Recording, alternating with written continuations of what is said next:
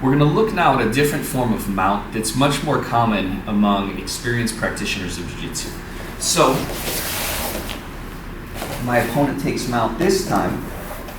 The way she's going to deal with my lower body is by dropping her hips and crossing her ankles. So when I work for inside position, it's going to be much more difficult now. In addition to that, she's going to secure her base by getting a strong cross face and posting her second hand out wide. Now, I'm unable to immediately win inside position. I can't bridge toward my right side, and escapes toward my left side are complicated by this arm post. In these situations, we want to begin by raising our hips to once again recover this frame at the waist. Now from here, we're working once again for inside elbow position.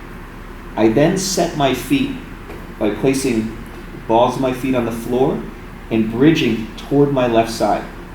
Let's make our goal as we do this to get our opponent's head outside of her base of support.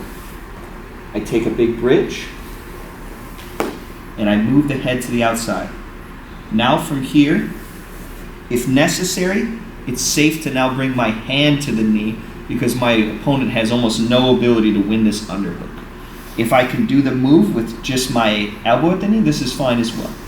And now from here, I'm going to work to invert my knee position and bring it inside of my opponent's knee.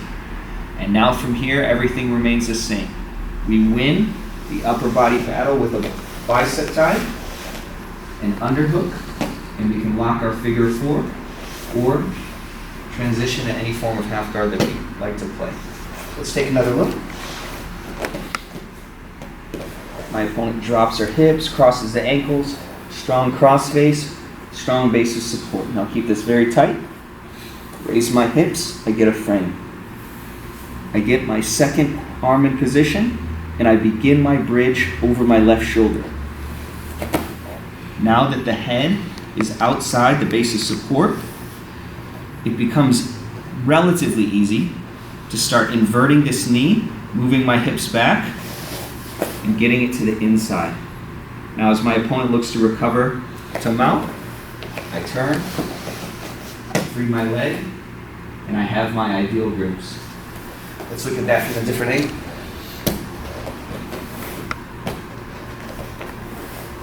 My opponent drops her hips, crosses her ankles, strong cross face, strong post.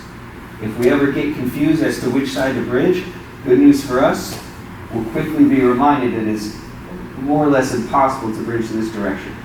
So, we get our upper body in place, and we begin our bridge in the opposite direction.